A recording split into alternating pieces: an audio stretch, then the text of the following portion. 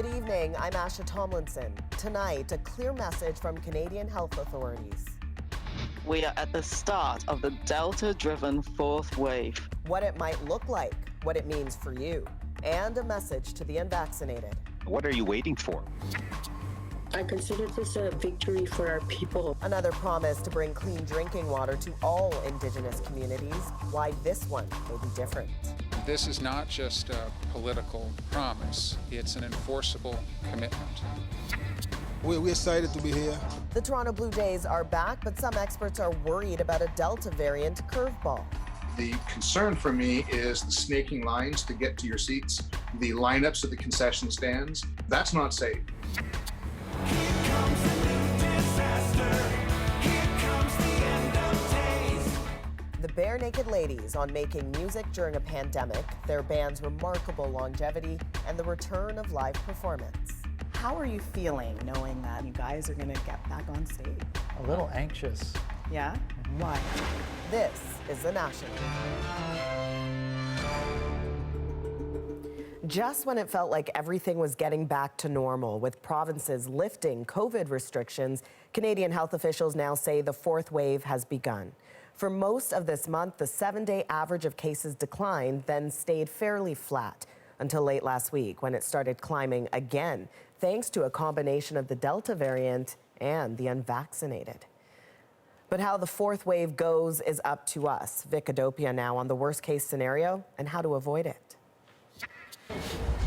The once long lines are drying up at vaccine clinics. Most eligible Canadians now have their shots, but new data models show it's a precarious time. It suggests that we are at the start of the Delta-driven fourth wave, but that the trajectory will depend on ongoing increase in fully vaccinated coverage and the timing, pace, and extent of reopening. That trajectory shows cases going up slightly, only if we continue to limit our contact with other people. But look what could happen if we increase our daily contacts by 25%. The main driver is the Delta variant, which spreads faster than the one in the third wave, resulting in more hospitalizations. And one vaccine dose alone is not enough protection. Even with 2 doses, a small number of people will still get infected. And yet almost 20% of eligible Canadians are not vaccinated. What we want to also focus on is that why are there 6.3 million, Canadians who are eligible to get a vaccine, haven't even received their first dose? What are you waiting for? Adults under 30 are the most vulnerable because they're the least vaccinated. Even if more get the shot, experts say some form of a fourth wave is now unavoidable. True herd immunity is actually 100% of the eligible population. And I don't think anybody thinks we're actually going to get there. The UK is deep into its fourth wave. The daily infection rate is 30 times Canada's, but hospitalizations and deaths remain low. The lesson: vaccines will also protect our healthcare system. Literally, it's not a matter of public health controls anymore. It's a matter of how many people can we get immunized to take them out of, this being an explosive disease and put them into a category of this being a very controlled disease. Controlled, but still with us for at least another wave. Vicadopia, CBC News, Toronto. Now, governments are using those low hospitalization rates to justify reopening. New Brunswick's dropping its COVID restrictions at midnight, even as the Delta variant drives case counts higher. But as Chris O'Neill-Yates shows us, the province says it's confident. This is about to become a sign of the past in New Brunswick. Most people are very, very excited about it. Eating out will no longer mean masks and physical distancing or limited group sizes. So far, the vast majority is pretty comfortable with taking the masks off and losing all the restrictions. The vaccination rates will provide the population level protection. Even though only 66% of the eligible population is vaccinated, the provincial chief medical officer of health is convinced this is the right move. The measures of mitigation have to equal the risk. They can't exceed the risk, and right now our risks are low. There are lots of side effects, and many of them long-term that we don't know about yet for this virus. This infectious disease specialist doesn't understand New Brunswick's rush. She says asymptomatic carriers could still spread the virus. Why would we take away masks in indoor places with large numbers of people If people are comfortable with that, it's cheap, it's easy, and we're used to it. Until we have more real data and get more people vaccinated, why would we do that? I don't understand. The people of this province have done their part. Premier Blaine Higgs says people deserve to be able to get together again without restrictions, and he'll roll back these new freedoms if he has to. We'll do what's necessary if it becomes necessary, but we don't believe that will be the case. At this thrift shop and food bank, the masks won't be coming off just yet because the risk of someone getting sick is too great. If you don't have food to feed your family because the food bank was closed because of an infection, that would be a pretty big deal for people. Some other groups and businesses have decided they'll still keep masks and social distancing in place for now as well. But with all the government restrictions gone, it'll be up to individual New Brunswickers to keep themselves safe. Chris O'Neill Yates, CBC News, Fredericton. In Alberta, rallies were held in both Calgary and Edmonton today to protest the province's plan to scale back public health measures in the coming weeks. This will go down in history as the oh my God moment of Alberta politics. Members of Alberta's medical community say they're frustrated, angry, and scared of what's to come as the Delta variant fuels a rise of COVID-19 cases in the province. They're now calling for the resignation of top officials, including Alberta's Chief Medical Officer of Health. For more on this, we're joined by Raywat Dionandan, an epidemiologist at the University of Ottawa. Provinces are lifting restrictions, but given what we've heard from public health about the Delta variant and a fourth wave, should Canadians be concerned? We should be a little concerned. Delta is nothing to be messed with, hyper-transmissible, and it reduces our vaccine efficacy a little bit, which means we have to take our time here. Now, eventually, restrictions will be lifted, but it has to be done slowly as vaccination status goes up. So take our time. We know what we need to do. We have the tools to defeat this disease. What we need is patience and political will and public compliance to do so. And for those who are unvaccinated, the message is clear. Get your shots. What about people who are fully vaccinated? Does this change anything for them? Should they be changing their behaviors at all? What is the takeaway? They should be a little slower in how they remove their mitigation strategies. For instance, vaccinated people still need to wear masks indoors, especially around people whose status they don't know, because vaccinated people can still confer infection to unvaccinated people.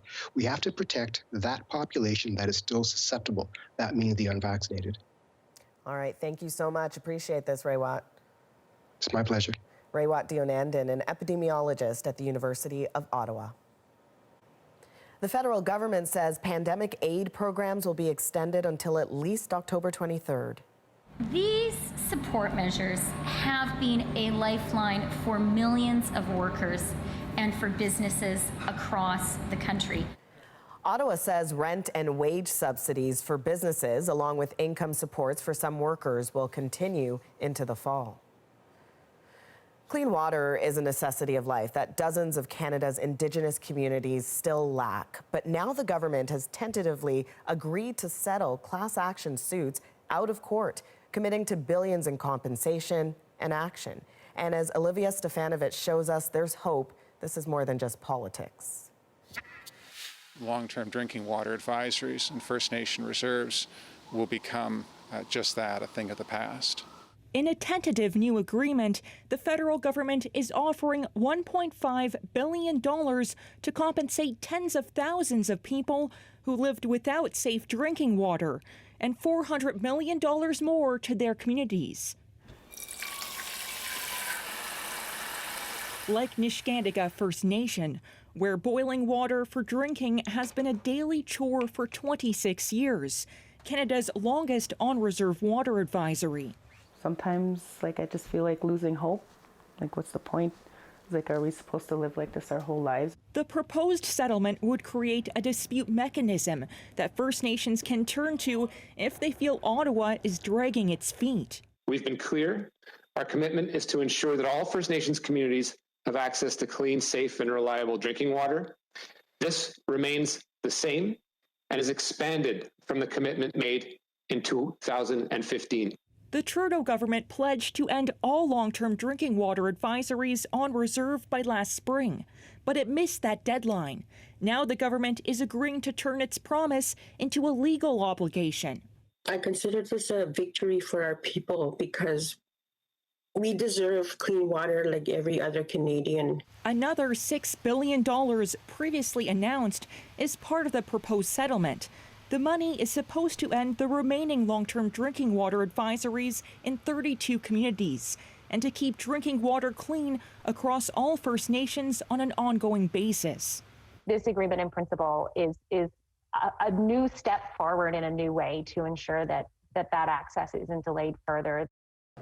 So, Olivia, given the long history of failed promises, how confident are members of the class action suit that this time this agreement will be different? Well, Asha, many people see this as a real victory, not just in terms of compensation, but because of the dispute mechanism that would be created if this proposed agreement is finalized. But there are those who remain skeptical. Chris Muniz is the former chief of Nishnawbe First Nation. He helped start the class action. He tweeted he's unhappy that after seeing his people suffer without clean water, he says he feels they could have got a better deal in court. Asha? All right. Thank you, Olivia. A look at the Olympic cauldron in Tokyo, where it is day 8 of the Olympic Games, and Canada has already picked up another medal. Not surprising, given how these games are going so far. This newest one came in the pool. It's Kylie Moss for her second silver medal of Tokyo 2020. Silver medalist, Canada, Kylie Moss. Kylie Moss taking silver in the women's 200-meter backstroke tonight, her second medal of these games after picking up a silver earlier this week. It's been so great, and I'm so inspired by all the Canadian athletes right now, so I'm really honored to be able to bring some hardware home. And she's done that before, winning bronze in Rio. Among all the athletes at these games are 29 whose stories are particularly inspiring. They're refugees from around the world competing as a united team, and later 3 will be coming here to Canada. As Thomas Degla explains, this is the first country to welcome displaced athletes through a new program. For Rose Natike Lakonien, training and determination got her a ticket to Tokyo and soon another to Toronto. Competing in the 800-meter event, she's a South Sudanese-born Olympian parlaying athletic ability into a new home in Canada. It will help other refugees because now, for us now, we are sending a message of hope to all the displaced people around the world. Refugee Olympic team. Meet the delegation of elite athletes who each fled hardship and violence, now bringing attention to displaced people, their struggle, and their talent. Among the team, Natike Lakonien and 2 others soon settling in Canada. We feel so great, all of us, as the first refugee Olympic team to participate there or to go and start in Canada. So I'm so excited. To make it to the Olympics is an extraordinary feat in and of itself, but consider the obstacles these athletes had to overcome before they could even dream of this. All 3 lived for years in the Kakuma refugee camp in Kenya. While other would-be Olympians grew up training with coaches, they had hardly an inkling of their skills. The work now is on us to make sure that we do our best and give back also. After the Games, they'll attend Sheridan College in Ontario through a first-of-its-kind program welcoming refugees to Canada, selected for permanent residency because of their athletic ability. It's a United Nations initiative, and the UN's top refugee official hopes other countries will follow suit. I hope that Sheridan College will be an example to other educational institutions in Canada, in the US, and other places. I think there's formidable potential there. Against the world's best, that race proved too much for Natike Lakonien. Exhausted, overcome by emotion, she still draws a lesson for others. You don't have to lose hope in life and never give up. Words to live by. She's here, and that's proof. Thomas Dagg, CBC News, Tokyo. That kind of drive and perseverance paid off big time for Quebec's Maude Charron. She won gold in women's weightlifting on Tuesday. Now she's back home, and her story is already inspiring those who want to follow her lead. Sarah Levitt reports. She's the first gold medalist from the Olympic Games to return to Canadian soil. Is it heavy? Why? Funny, coming from Maude Charron, used to lifting so much more. It's there! Can she stand still? Yes, she can, and she lets out the cry of joy. I still feel like I'm on the cloud nine. I don't realize what I did. A personal win, but it's also so much more than that. I felt proud that she trains at the same gym as I do. I was like, I know her.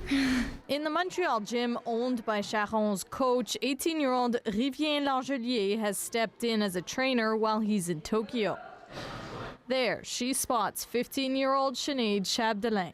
Everybody from this gym was watching as Charron went for gold. I found it really inspiring and just this hopeful thing that even though you're a woman and in society you're expected to do the lesser or whatever, you can go beyond that and be really great. With gyms shut down due to COVID-19, Charron trained in her father's garage in Saint-Luce, Quebec, even in the middle of winter. All along the way, her biggest cheerleader has been her coach. That's him celebrating the win. I have no recollection. I blacked out. It's not just the best athlete. One is the best person. She's a great role model. She will empower so many young kids. What's it mean to you to be such an inspiration? Well, I hope it will encourage them to go further. And I hope they won't be too shy to ask me a question and talk about their concerns. I'm here to help. First things first, though, back to St. Luce to celebrate with family. Sarah Levitt, CBC News, Montreal. The Blue Jays have come back to Toronto for their first home game in 22 months. But Philip Lee Shanik explains, with thousands set to gather, sometimes in close quarters, the pandemic is still in play. It's a real homecoming for this Jay, Toronto area native Jordan Romano. My whole family, my aunts and my grandma's going to make it out today. For 670 days, the team hasn't played on Canadian soil due to COVID restrictions. It's been so long, half the players are new. It's my first time here, actually. Stadiums in Dunedin, Florida and Buffalo, New York couldn't replace the true home field advantage. I think the toughest part was we just never really had a home crowd. We were getting booed and stuff at our own place sometimes. The Edwards family from Toronto are big fans and came out to cheer safely.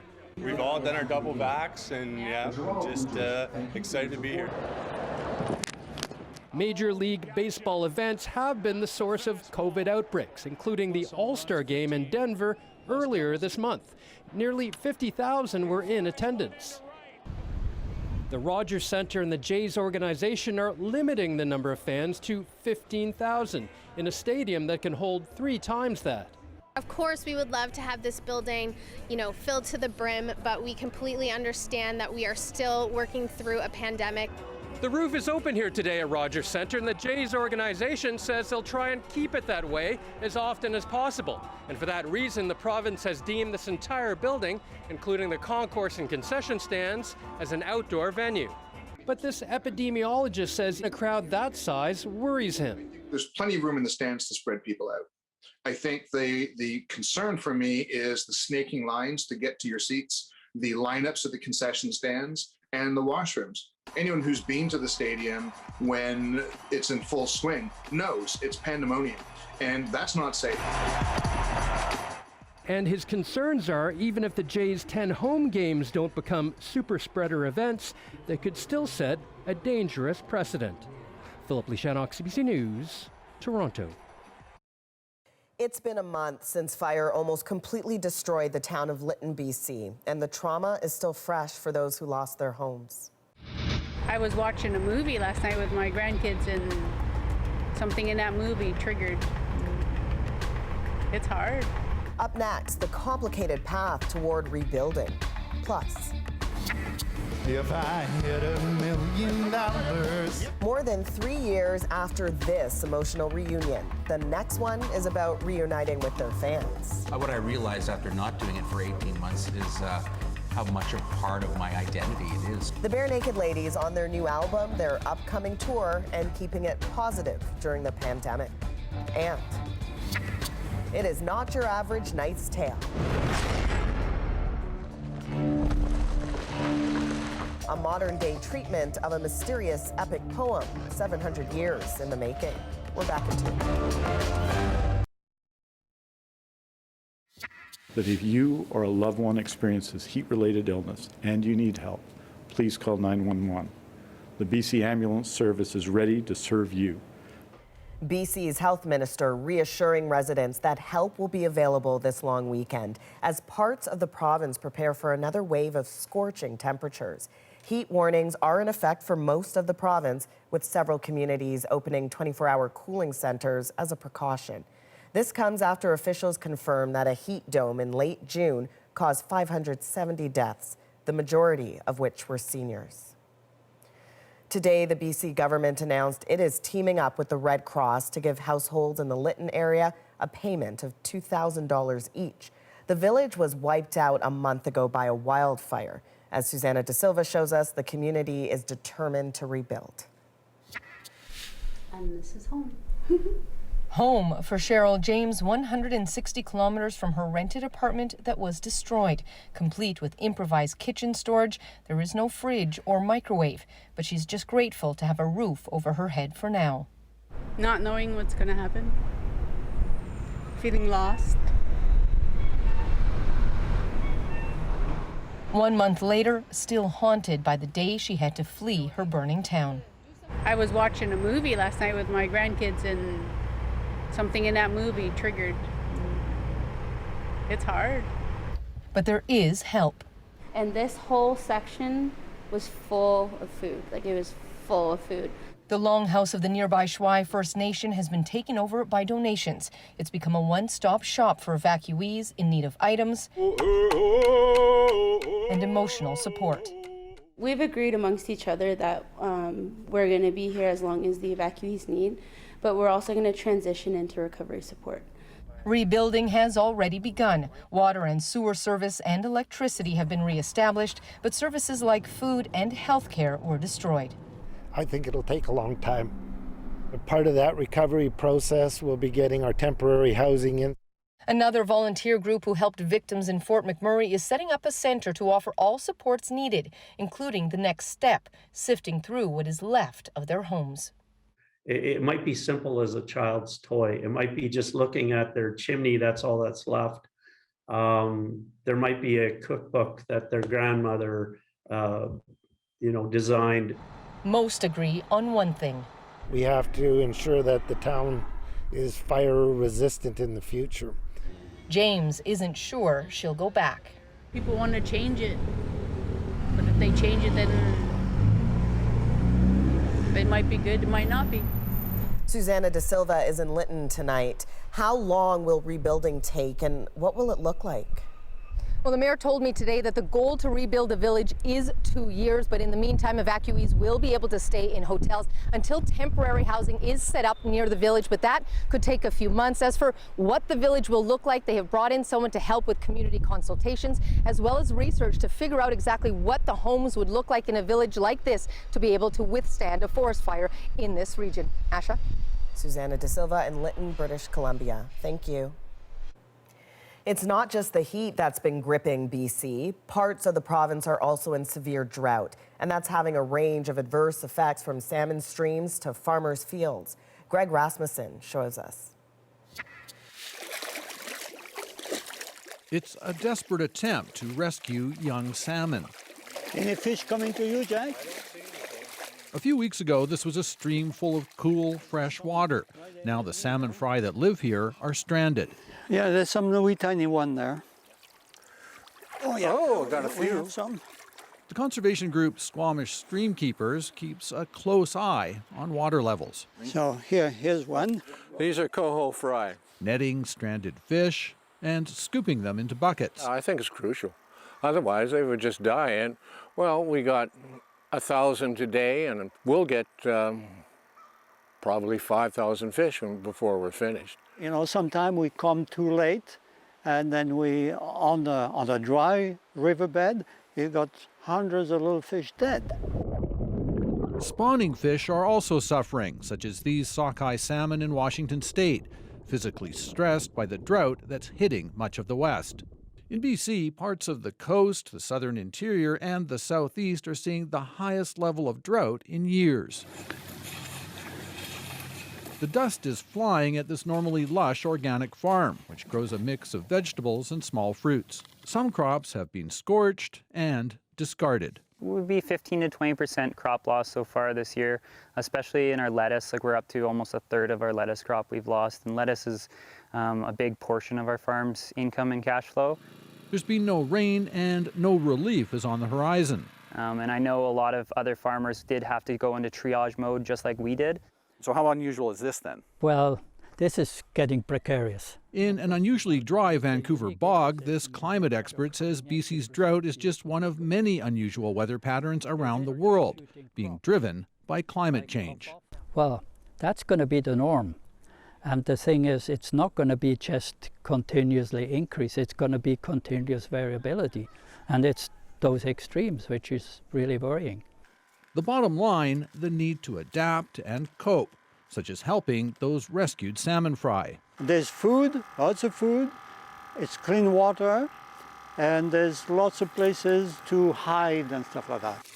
A new home in troubled times. Here they come. In hopes of surviving this drought. Bon voyage, yes. Greg Rasmussen, CBC News, Squamish, BC. It's been over a year and a half since they've played a live performance, but that doesn't mean they haven't been keeping busy. The Barenaked Ladies are opening up about an upcoming tour and what they missed the most during the pandemic. To have a common experience with the audience, let alone with these guys. We'll all be in it together. Up next, my interview with the band, still going strong after more than 3 decades.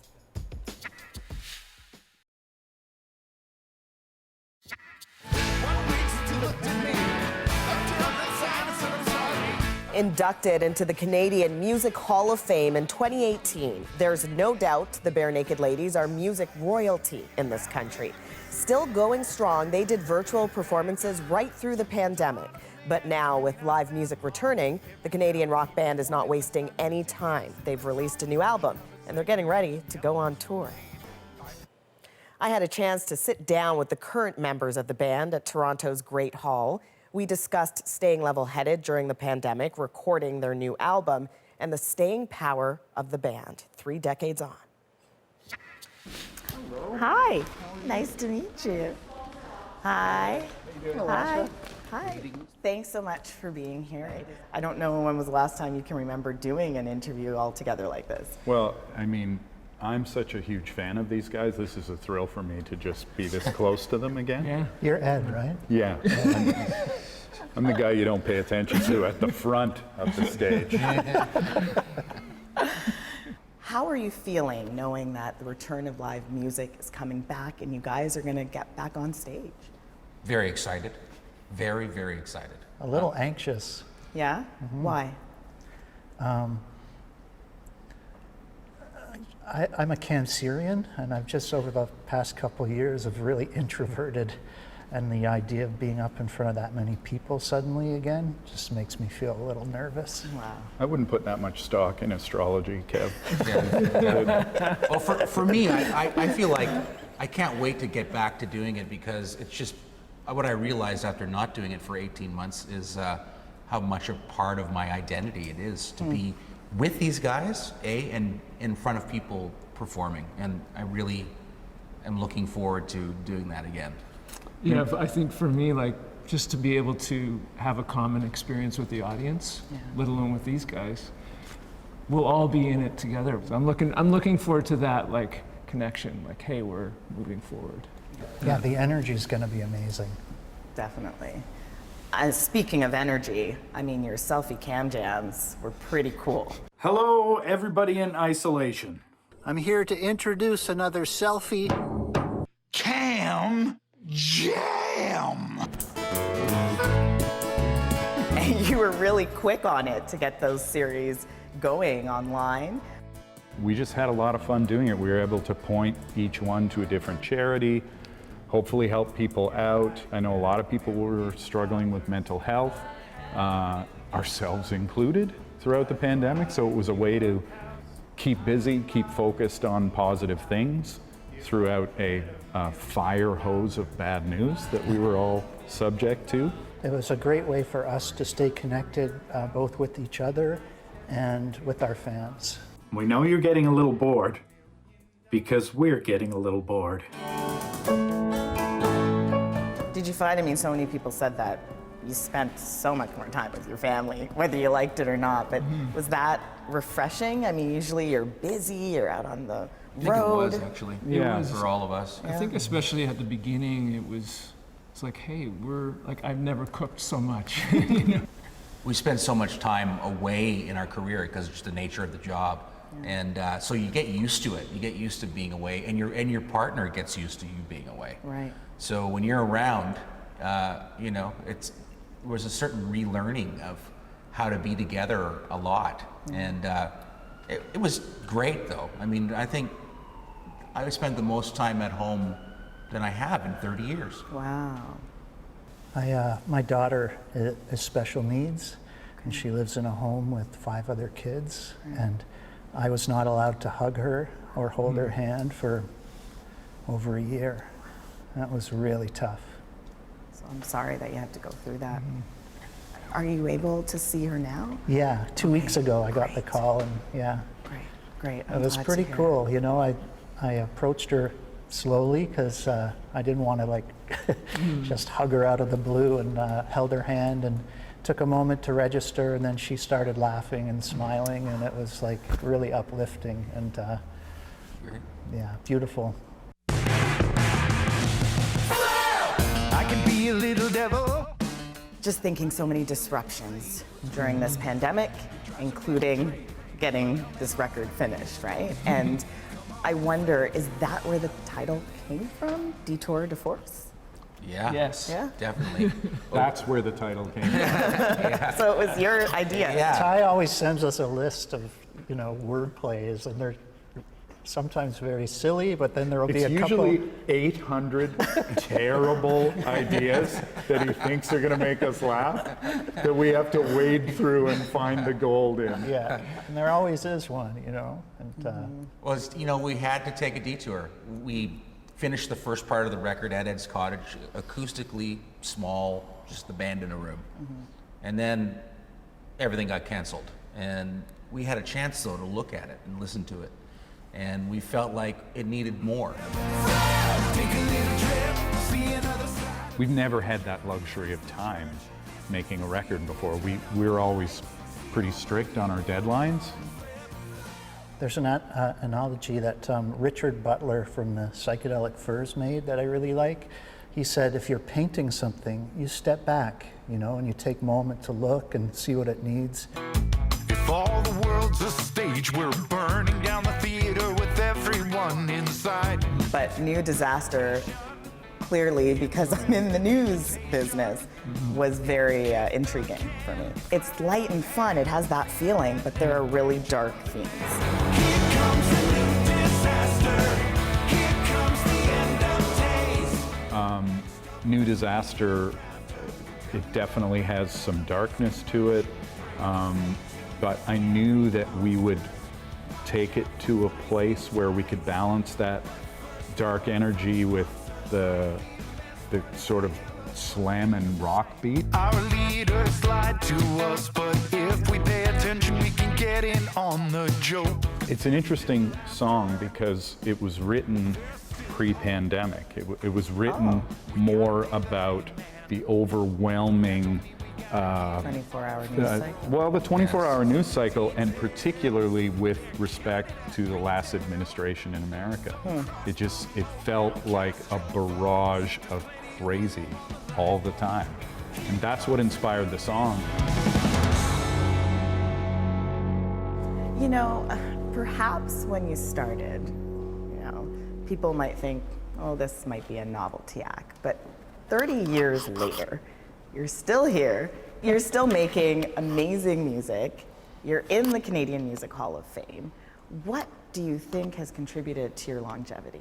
I think the secret to the longevity of this band, there are many secrets, and they're not actually secrets. We love and respect each other. There's something special about when we play live together, and we respect that. We respect our audience. I think being grateful is part of why we're still here all this time. And more than ever before in our career, I think we're able to just enjoy what's great about it and ignore what isn't. If I had $1 million, come on! If I had $1 million. We will leave it there. You guys, I mean, it is a pleasure, it is an honor, and I had so much fun. Thanks for having us. Yeah, thank you. Thanks, Asher. In your great hall. It's a wonderful hall. Thank you. Oh, come on. As you heard us discussing there, the Barenaked Ladies were also deeply affected by the pandemic. And while lots of people were understandably turning away from the deluge of bad news, Ed Robertson was watching this program for a little bit of a morale boost. We were scared already, and all the news got scarier and scarier. And, I noticed the point on the National when some producer said, we gotta give them a little good news occasionally. And we got our moment at the end of the National every night. And I needed that, Yeah. Let's go to Calgary, where a little girl created a buffalo out of matchsticks. That's our moment. Okay, well, that sounds like the makings of a great moment. So does this. It made me happy to be back in the kayak. Coming up, a former Olympian makes an inspiring return to the water. Plus, in the pool and on the track, Canada is looking for more medals. Andrew's Tokyo 2020 look ahead is up next.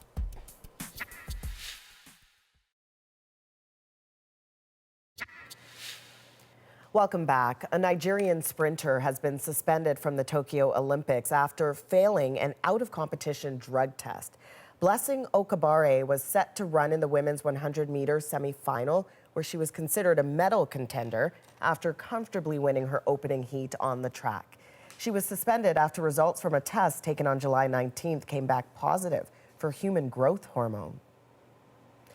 Given the big time difference between Canada and Tokyo, you could be missing a lot of big moments at these games, happening while many of us here are asleep. Well, Andrew Chang is keeping an eye on things and has a look at what's happening over the next few hours. So in terms of Olympic news you will wake up to, let's start with diving and then we'll head to the track. So Jennifer Abel and Pamela Ware, they didn't just manage to squeak through to the semifinals overnight, they really clobbered that qualifying round, finishing 3rd and 4th respectively when it was the top 18 who advanced. So by morning, we will know if they can do it all over again and stay in the top 12 in order to advance to the final.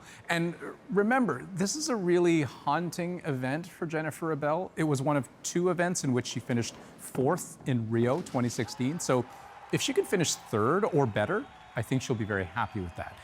But let's talk track and field. Those athletes are raring to go after waiting almost a week since the start of the games to have their first events.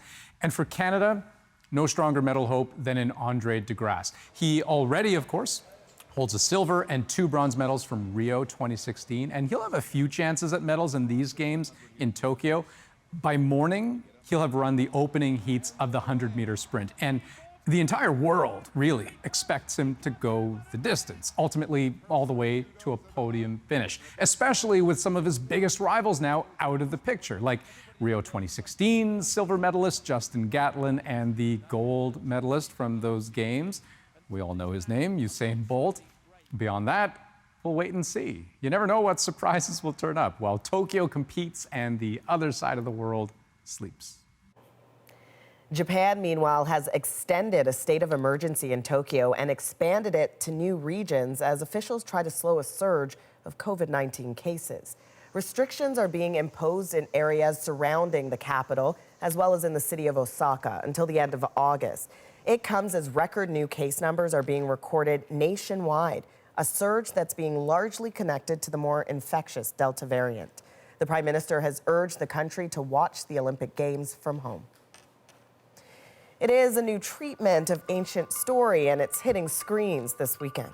You can't come away without an opinion about the Green Knight, but he is mysterious, that's the point. Up next, why the Green Knight is still gripping audiences 700 years after it was written.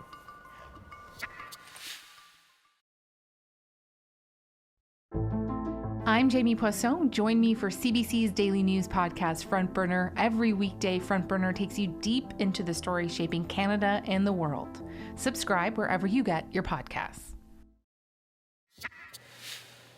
Pop culture loves medieval knights. Look at the bounty of movies, TV shows, and video games about them. Today, a new offering arrives in theaters, but The Green Knight is not your typical fantasy epic. As Deanna Sumnak-Johnson explains, its source material has fascinated scholars for centuries.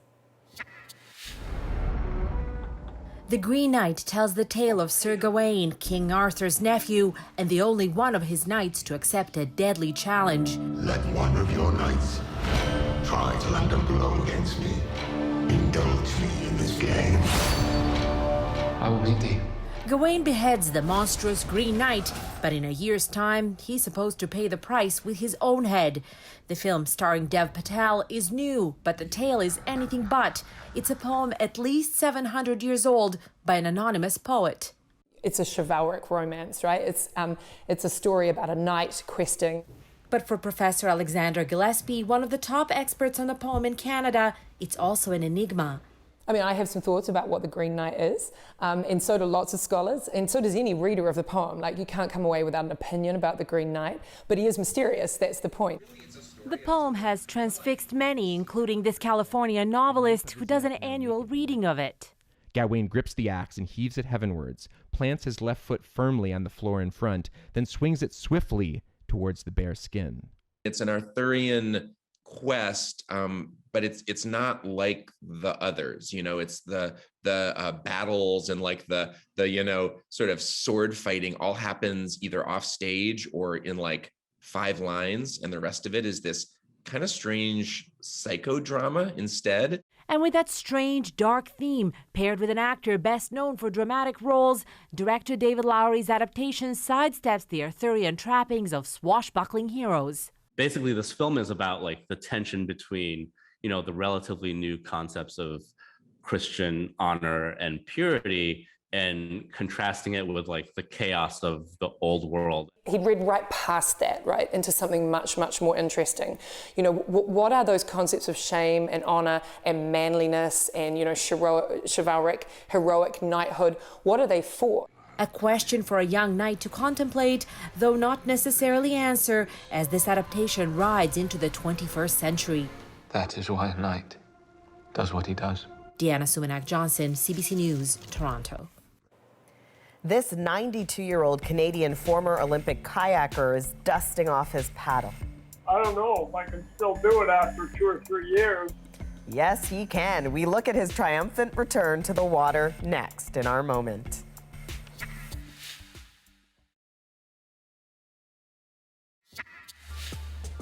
"92-year-old Alan McCleary joined a paddling club in Montreal when he was 12. His next move? Going to the 1960 Olympics for kayaking. Alan never stopped paddling until he fractured his hip last year.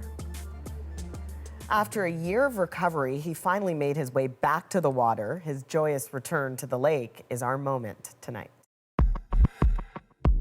I always loved water activities, and there was a canoe club close to where I lived. When I was about 12 years of age, I joined the club, and I just sort of grew with it as time developed. I often think of my time at the Olympics. It was a wonderful experience, and it was in a wonderful place. It was in Rome. If I had a choice as to where I would go for the Olympics, Rome would have been high on my list.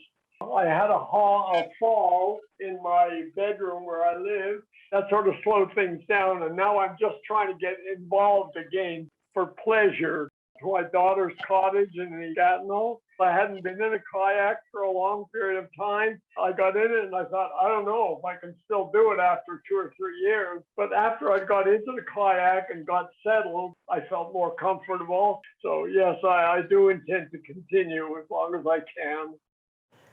So Alan doesn't just kayak, he goes to the gym every day at 4 p.m. and he's an all-seasons athlete. In the winters, he's a downhill skiing instructor, at least he was, for 45 years, setting an example for us all that age is just a number.